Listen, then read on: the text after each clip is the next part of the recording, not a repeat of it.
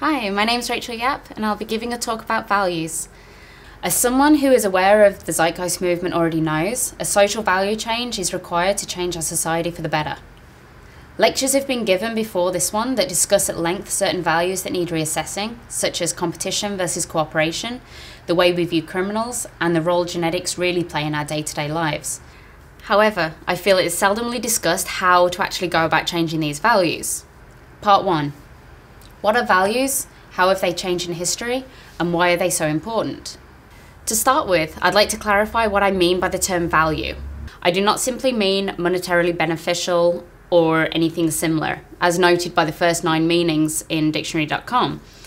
I mean the ideals, customs, institutions, etc. of a society toward which the people of the group have an effective regard. Also noted is that these values may be positive, such as affection, or negative, such as abandonment. It is difficult and somewhat dangerous to consider a value in dualistic terms, such as good or bad. For example, is agreeing with murder a negative value to hold? What if it's the murder of, say, a cancer cell, or the administration of euthanasia to a desperate sufferer of motor neurone disease?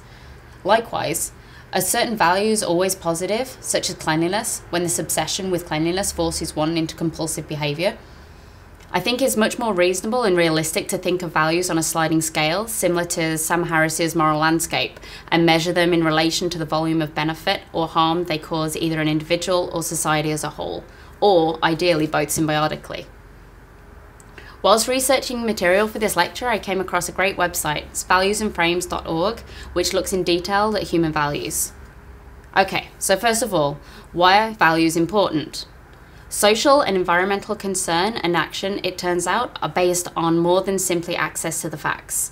This basically means that it is the people's value system that motivates and dictates their behaviour. The website previously mentioned reports findings from a study from decades of research and hundreds of cross-cultural studies. Psychologists have identified a number of consistently occurring human values.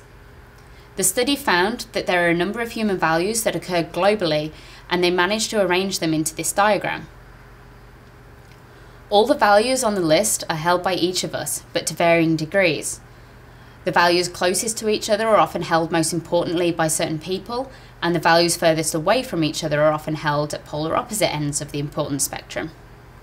For example, someone who holds the notion of freedom, as it is idyllically thought of, in high esteem, will most likely hold issues of national security as a much lower priority, and so on. They were then able to arrange the mind map into what's called Schwarz's value circumplex. They were able to divide the values along 2 major axes: self-enhancement, which is putting the self first, versus self-transcendence, putting others first, and openness to change, readiness to grow, versus conservation values, upholding tradition, preservation of the past, and resistance to change. We all have a bit of each category inside us, but it shows the inner conflict quite well for these purposes. Values are held intrinsically, centred on inherently rewarding pursuits, and extrinsically, centred on external rewards and approval. Intrinsic values can be things like relationships with friends and family, connection with nature, concern for others, and self-acceptance. Whereas extrinsic values can be things like material success, concern about image, and social status. Before going any further, I think it's important to address how values have changed in the past, and how they affect our behaviour. To quote Matt Dillahunty, host of TV show Atheist Experience, our values don't exist inside a vacuum. Simply put, our values affect everything we do, decisions we make, and our relationships with the people around us. We can't disassociate. This is why addressing a harmful value system is vital if we wish to evolve into a healthy society. Here are some examples of how values have changed in the past, not always in a positive sense. Example 1, television in Fiji. According to the findings of a study conducted in Fiji concerning the introduction of television, adolescent females showed a dramatic change in their values concerning body image and social competition after a mere 3 years of its introduction. The increase in exhibition of these extrinsic values has also been related to the dramatic increases in eating disorders in the country. Whether they intended or not, groups can also influence societal values, not only media, but businesses or political and social movements. For example, The anti-slavery, women's and labour movements all played a significant role in creating values such as equality and social justice in policy, law, and wider society. One study showed that between 1968 and 1971, equality increased in importance from 7th to 3rd ranked value amongst US citizens, and suggests the civil rights movement played a key role in this change. What is strikingly clear from these studies is that not only does environment affect value systems, but value systems affect society and the overall environment, like a continuing circle. Therefore, the values we hold individually do have an effect on the world we live in. Part 2. Values and their links with addiction. During my time researching this topic, I was reading Dr. Gabor Mate's In the Realm of Hungry Ghosts, which discusses his interactions with addictions to both substances and behaviours. Whilst listening to the audiobook version one day, it occurred to me that Mate's definition of addiction was similar to upholding a destructive value, call it an addiction or not. At this point, I'd like to highlight that I'm not saying that all addictions or addictive tendencies are held equal, and I'm also not an expert in the field. I'm just merely sharing an aha moment with you. That said, I find Mate's definition of addiction very useful for the purposes of this lecture. To quote, "Addictions are endeavours at controlling our life experiences with the help of external remedies. No external remedy improves our condition without, at the same time, making it worse, or a harmful action imposed on the self, seemingly out of one's control. This appears to be a substance dependence definition. However, external remedies can be considered to mean anything used as a distraction from the root issue. I would like to point out that I'm focusing on what would be considered behavioural addiction for the purposes of this talk. Things like consuming products you logically know are causing you harm, yet you do nothing. Slapping on makeup and hair products you know will fade in a matter of hours whilst poisoning your body and psychological well-being. The list of possible examples is literally endless. Essentially, does it cause harm to you or society? If so, scrap it and move on. But how? A great 4-step plan is highlighted in the Realm of Hungry Ghosts, and it struck me as useful when trying to figure out how to change our more toxic values. You need to first be aware of the toxic value and decide you want to change it. Whilst not masking itself as a quick fix guide, it requires much dedication, and I'm sure it can come in handy.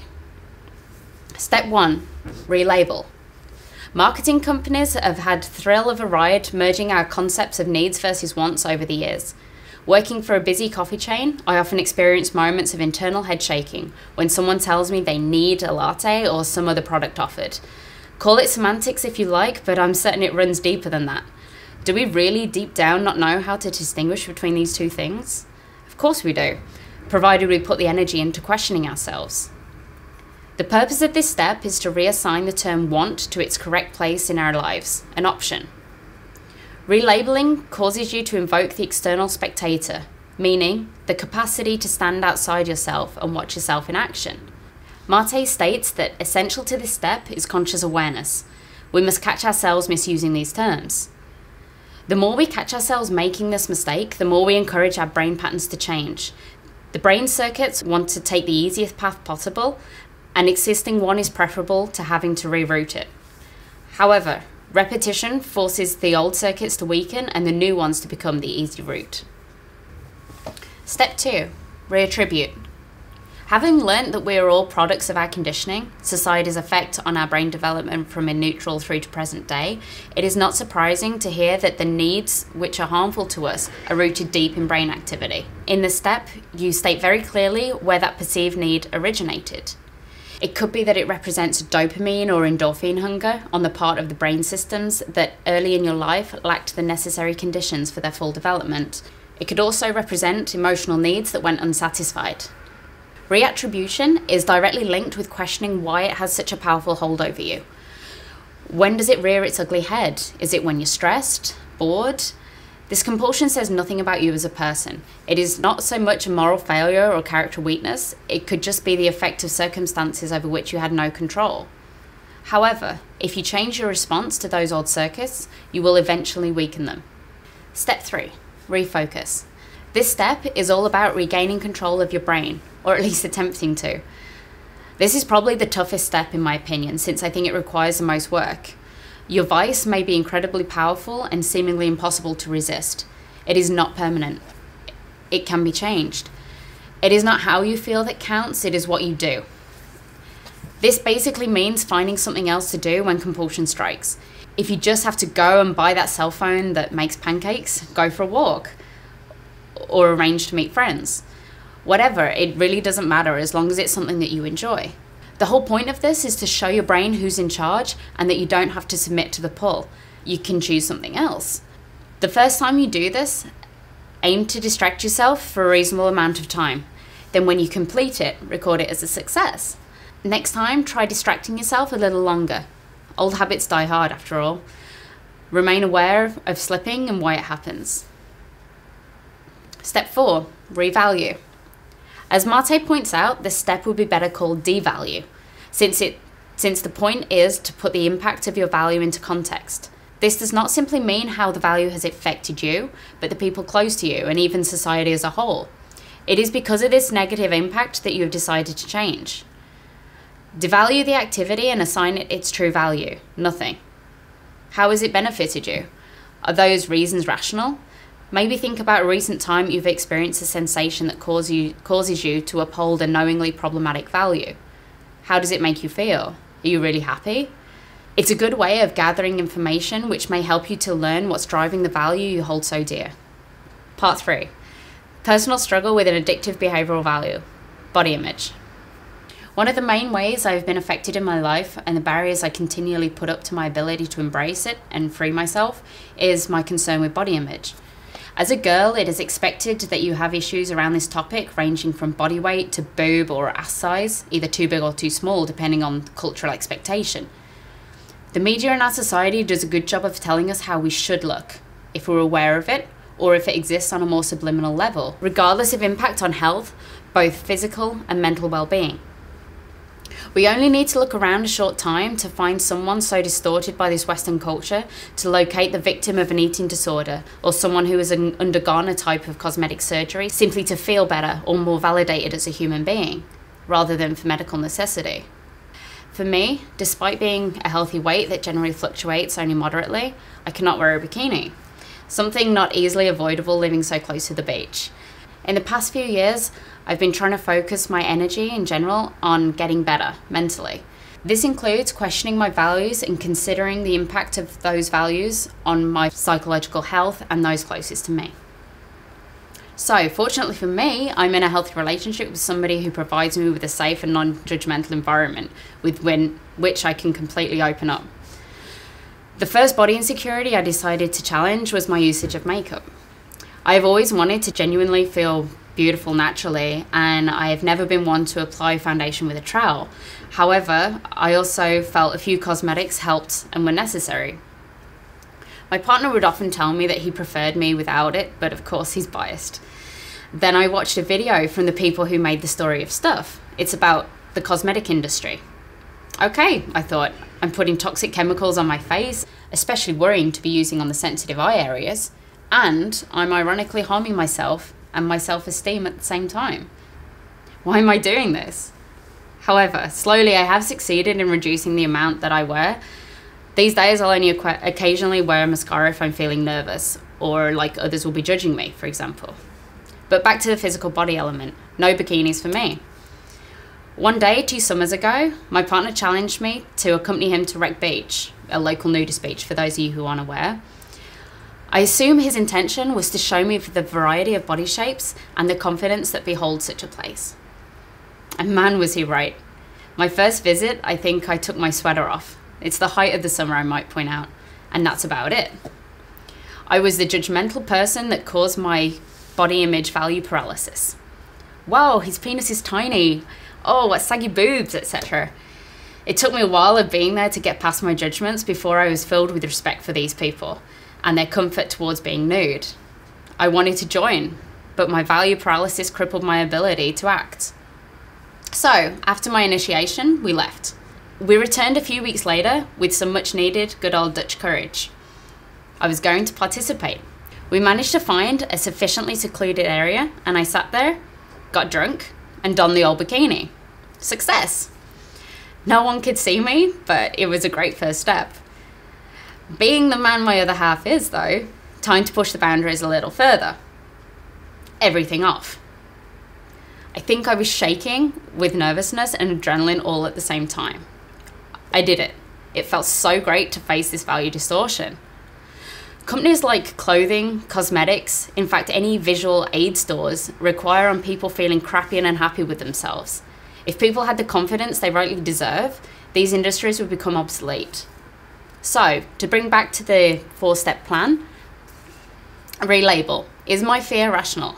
Looking at other people with seemingly worse bodies being free and comfortable, am I that bad?